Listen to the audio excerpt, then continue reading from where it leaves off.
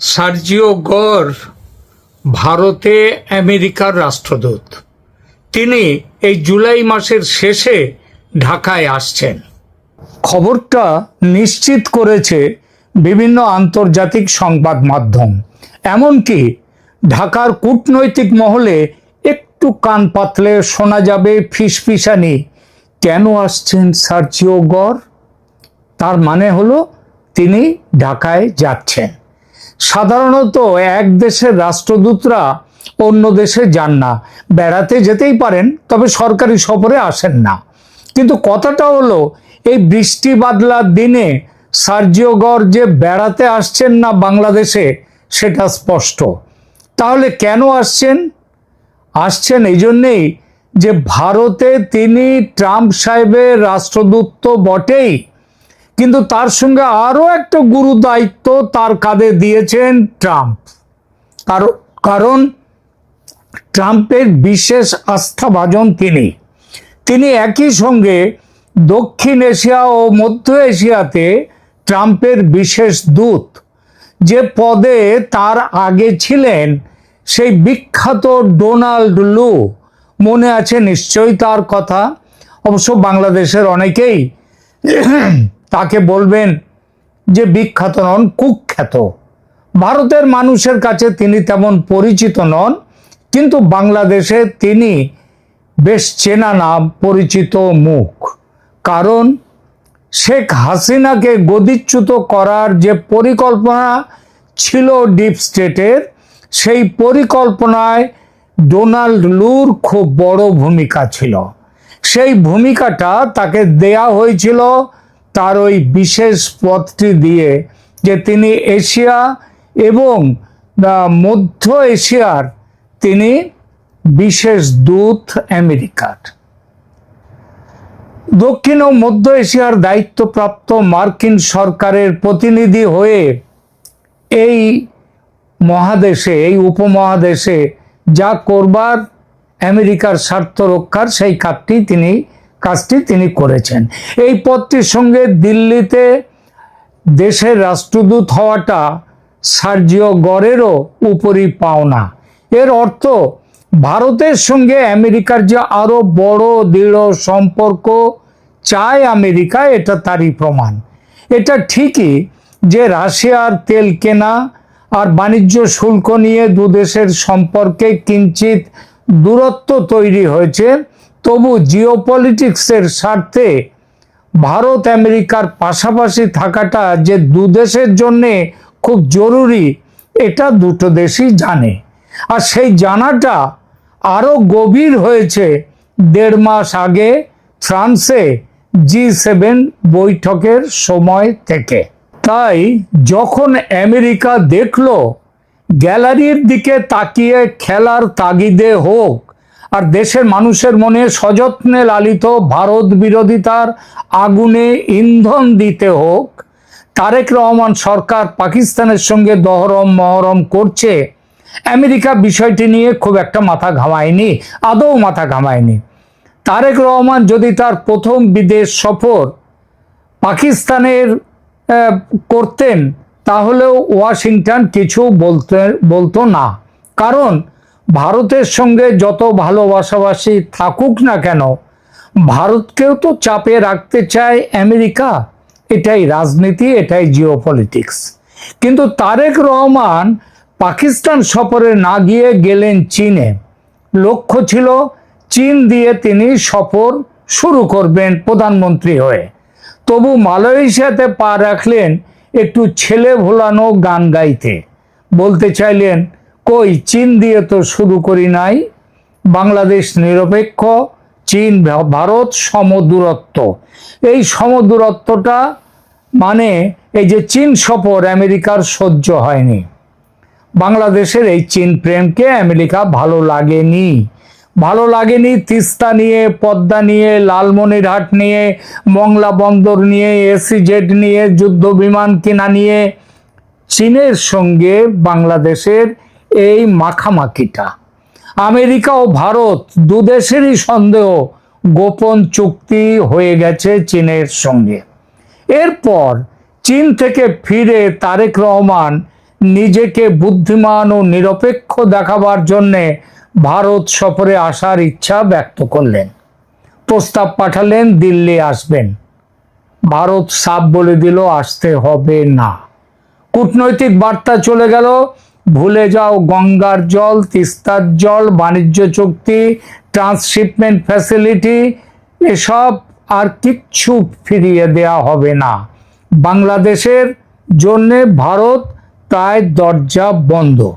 শুধু এই নয়, সীমান্তে যুদ্ধকালীন ব্যবস্থা নিতে শুরু করেছে ভারত। শেখ হাসিনার দেশে ফেরার ব্যবস্থাটাও শুরু করে দিয়েছে ভারত। ভারত একা যে খেপেছে তা নয়, খেপেছে আমেরিকাও। তারেক রহমানকে ওয়ার্নিং দিতে, মানে একেবারে সামনাসামনি বসিয়ে একটা আলটিমেটাম দিতে ঢাকায় চলে আসার সিদ্ধান্ত নিয়েছে আমেরিকা, আর তাই এসেছেন সার্জিও গর। তারেক রহমান আনপড় রাজনীতিবিদ হলে ভারত আমেরিকা দুই দেশকে দূরে ঠেলতেন না, কিন্তু তিনি একেবারে কাঁচা খেলোয়াড়। এখন ছুটেছেন সৌদি আরবে। রথ দেখা আর কলা বেচা একসঙ্গে দুটো কাজ সারতে। কিরকম? সেনাপ্রধান ওয়াকারুজ্জামানকে পাঠিয়েছেন তুরস্কে আর নিজে গেছেন সৌদিতে। দুই দেশের সঙ্গে আমেরিকার ভালো মহরম। আবার যদি তাদের প্রভাব খাটিয়ে আমেরিকার সুনজরে আসা যায়, এবং সবচেয়ে বড় আশা, যদি শেখ হাসিনার দেশে ফিরে আসাটা আটকে দেয়া যায়। এক সময় দেশে ফেরাও, আমাদের দাও। আর এখন উল্টো বলছে তারেক রহমান সরকার, আমাদের এখানে দিও না, শেখ হাসিনাকে দিও না, ওখানে রেখে দাও। কারণটা কি? কারণ শেখের বেটি ফিরলে বিএনপি জামাতের ছদ্মযুদ্ধ শেষ হয়ে যাবে। দেশে তখন দুইটি পক্ষ, একটা মুক্তিযুদ্ধের পক্ষ, একটা মুক্তিযুদ্ধের বিরুদ্ধ পক্ষ। একদিকে শেখ হাসিনা ও তার মুক্তিযুদ্ধের সপক্ষের জোট, অন্যদিকে বিএনপি, জামাত, ওই আরো হেফাজত, এনসিপি, এইসব বাকিরা যারা পাকিস্তানপন্থী, রাজাকার। দেশের মানুষ 24-এর অভ্যুত্থানের আসল চেহারা দেখে এতটাই ক্ষিপ্ত যে মনে প্রাণে চাইছে শেখ হাসিনা ফিরুন দেশে। তিনি ফিরে এসে বাঁচান বাংলাদেশকে। মাটির কথা, মাটি কি বলছে এ কথাটা আমেরিকার কানে যে যায়নি এমন তো কান নয়, এমন কানটা তার পরিষ্কার আমেরিকার। আর এই মাটির কথা জানতে ও আমেরিকার মনের কথাটা বাংলাদেশের প্রধানমন্ত্রীকে বাংলাদেশকে জানাতে ঢাকায় আসছেন আমেরিকার বিশেষ দূত সার্জিও গর। সঙ্গে নিয়ে রেখেছেন তারেকের জন্যে লন্ডনে যাওয়া মানে লন্ডনে আবার আশ্রয় নেয়ার টিকিট, প্লেনের টিকিট। আগের বার লন্ডনে গিয়ে দেশে ফিরতে তারেকের লেগেছিল 17 বছর। তার মধ্যে তার বিরুদ্ধে একের পর এক মামলা ছিল, মৃত্যুদণ্ড, দীর্ঘ কারাবাস, জরিমানা সব ছিল। কিন্তু সেই সব কিছু উঠে গেছে, সেটা আন্তর্জাতিক খেলায়, কূটনীতিতে উঠেছে। সেই খেলার একটা খেলোয়াড় কিন্তু তারেক রহমানকে দেশে ফেরাবার ব্যাপারে ছিল ভারতও। এখন তারেক ভুলে গিয়ে চীনের সঙ্গে প্রেম করছে। এবার গেলে ফিরতে, সেবার লেগেছিল 17 বছর, এবার ফিরতে কত বছর লাগবে? জীবদ্দশায় ফিরতে পারবেন তো? আর এক বড় সমস্যা, এবার কিন্তু ওই ফেরার জন্যে আয় বাছা আয় বলে ডাক দেওয়ার জন্যে মা নেই। মা খালেদা জিয়া তিনি পরলোকে চলে গেছেন, কে ডাক দেবে? দর্শক, আপনি কি বলবেন কমেন্ট করে জানান, আর ভালো লাগলে লাইক দিন এবং সাবস্ক্রাইব করুন এই চ্যানেল। আসসালামু আলাইকুম প্রিয় দর্শক, আপনাদের নিশ্চয়ই ডোনাল্ড লুইয়ের কথা মনে আছে, মার্কিন যুক্তরাষ্ট্রের দক্ষিণ এবং মধ্য এশিয়া বিষয়ক বিশেষ দূত, যিনি কিনা অনেক দিন এই অঞ্চলের মানুষের কাছে বিশেষভাবে স্মরণীয় হয়ে থাকবেন। পাকিস্তান কিংবা বাংলাদেশের মতো রাষ্ট্রগুলোতে রিজিম চেঞ্জ করার ক্ষেত্রে গুরুত্বপূর্ণ ভূমিকা পালনের জন্য। সেই ডোনাল্ড লুয়ের জায়গায় এখন রয়েছেন সার্জিও গোর। অনেকেই এর মধ্যে তার নামটি সম্বন্ধে জেনেছেন, যিনি একই সাথে মার্কিন যুক্তরাষ্ট্রের মধ্য এবং দক্ষিণ এশিয়া বিষয়ক বিশেষ দূত হিসেবে কাজ করার পাশাপাশি ভারতে মার্কিন রাষ্ট্রদূতের দায়িত্ব পালন করছেন। সার্জিও গোর মার্কিন প্রেসিডেন্ট ডোনাল্ড ট্রাম্পের খুবই ঘনিষ্ঠজন, একজন প্রভাবশালী রাজনৈতিক সংগঠক এবং মার্কিন ব্যবসায়ী। তাকে একই সঙ্গে দুটি বিশেষ দায়িত্ব দিয়ে ট্রাম্প প্রশাসন নিশ্চিতভাবে বোঝাতে চেয়েছেন যে ভারত এবং বাংলাদেশকে যুক্তরাষ্ট্র সার্জিও গোরের দৃষ্টিতেই দেখতে চায়। তো সেই সার্জিও গোর হঠাৎ করেই বাংলাদেশ সফরে আসছেন। যতদূর জানা গেছে তিনি চলতি জুলাইয়ের শেষ নাগাদ বাংলাদেশ সফরে আসতে পারেন। প্রশ্ন হচ্ছে যে তার এই সফরের পেছনের বিশেষ উদ্দেশ্য কি? আমাদের এটুকু মনে রাখা দরকার যে নিয়মিত দ্বিপাক্ষিক আলোচনার জন্য বিশেষ দূতের যারা দায়িত্বে থাকেন তাদেরকে পাঠানো হয় না, তাদেরকে পাঠানো হয় সাধারণত নির্দিষ্ট কৌশলগত উদ্দেশ্য পূরণের জন্যই। অতএব সেই জায়গা থেকে আমরা বলতে পারি সার্জিও গোরের এই সফরের পেছনে অনেকগুলো বিশেষ কারণ রয়েছে। অনেকেরই প্রশ্ন ছিল গত কয়েকদিনে বা সাম্প্রতিক সময়ে যে মার্কিন চুক্তি থাকার পরেও সরকার, বিএনপি সরকার চীন এবং রাশিয়ার সঙ্গে কিভাবে ঘনিষ্ঠ সম্পর্ক স্থাপন করতে চায়।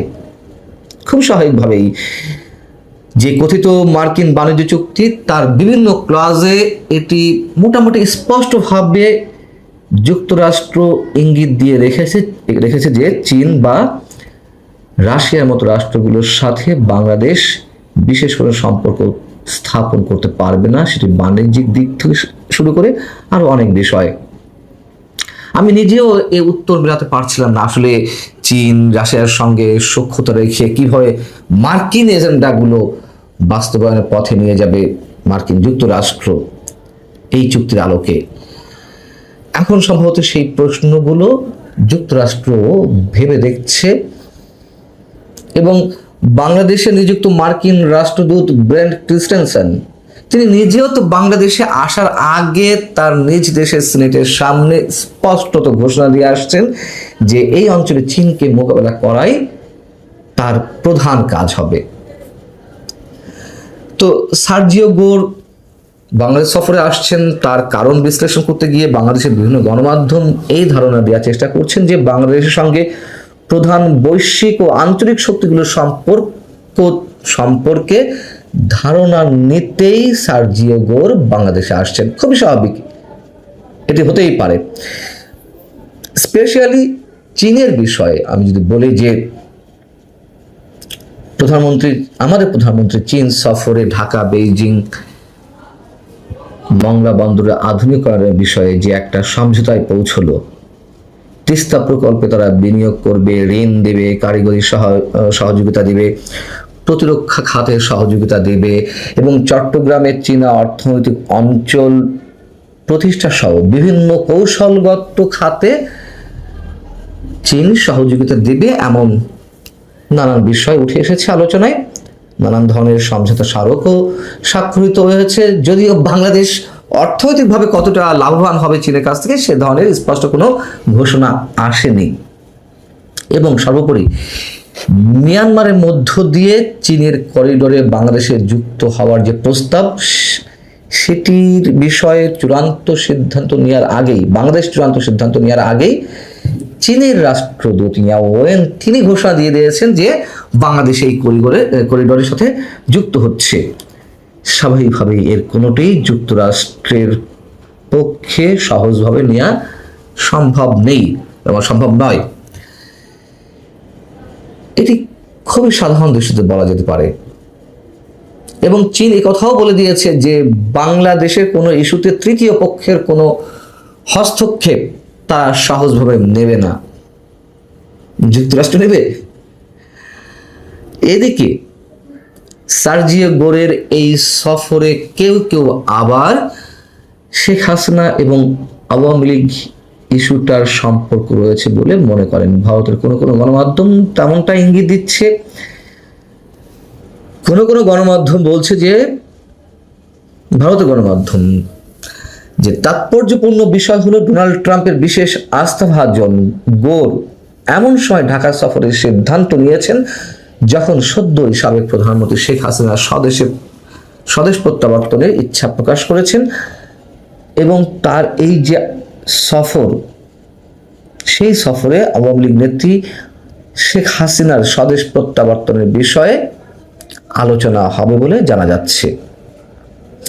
দ্য ওয়ালের মতন গণমাধ্যম বলছে যে, কূটনৈতিক সূত্রের বরাত দিয়ে তারা বলছে, 2 বছর আগে হাসিনা সরকারের পতনে প্রত্যক্ষভাবে অংশ নেওয়া মার্কিন যুক্তরাষ্ট্র এখন বাংলাদেশ নিয়ে ভিন্ন অবস্থান নিতে পারে। সাবেক প্রধানমন্ত্রীর বিচার এবং তাকে মৃত্যুদণ্ড দেওয়ায় ঢাকার ভূমিকায় একাধিক মার্কিন মানবাধিকার সংগঠন এবং বিভিন্ন দলের সাংসদরা ট্রাম্প প্রশাসনের উপরে চাপ তৈরি করছে। শেখ হাসিনা নিজেও সম্প্রতি দলীয় সভায় বলেছেন, আন্তর্জাতিক পরিস্থিতি দ্রুত পরিবর্তন আসন্ন। ভারত সরকারও দ্বিপাক্ষিক আলোচনায় মার্কিন প্রশাসনকে বাংলাদেশের পরিস্থিতি এবং শেখ হাসিনার স্বদেশ প্রত্যাবর্তনের বিষয়ে অবহিত করেছে। এখানে যা যা বলা হচ্ছে সবই সত্য। মানে সার্জিও গোর কি উদ্দেশ্যে আসছেন, শেখ হাসিনা ইস্যু তেমন থাকবে কিনা, আওয়ামী লীগ ইস্যু থাকবে কিনা, সেটি আমরা জানি না। তবে এর বাইরে দ্য ওয়াল যে কথাগুলো বলছে এগুলো সত্য কথা। এখন বাস্তবতা হচ্ছে যে, আমাদের একটু খেয়াল রাখা দরকার একটি বিষয়ে। বাংলাদেশে নবনিযুক্ত ভারতীয় হাই কমিশনার দীনেশ ত্রিবেদী একটা বিশেষ সম্মান নিয়ে তিনি তার পদে জয়েন করেছেন। তাকে ফুল মিনিস্টারের স্ট্যাটাস দিয়েছে ভারত। এসব জায়গা থেকে তো আমরা বলতে পারি যে ভারত বিশেষ কৌশলের জায়গা থেকে দীনেশ ত্রিবেদীকে বাংলাদেশে নিয়োগ দিয়েছে এবং দীর্ঘদিনের প্রথা ভেঙে পেশাদার কূটনীতিকের বাইরে একজন অভিজ্ঞ রাজনীতিককে এখানে নিয়োগ দেওয়া হয়েছে। এবং সেই দীনেশ ত্রিবেদী বাংলাদেশে আনুষ্ঠানিকভাবে জয়েন করার আগেই মার্কিন যুক্তরাষ্ট্রের দক্ষিণ এবং মধ্য এশিয়া বিষয়ক বিশেষ দূত এই সার্জিও গোর কিন্তু দীনেশ ত্রিবেদীকে এই দায়িত্ব পাওয়ার জন্য অভিনন্দন জানিয়ে বার্তা দিয়েছেন।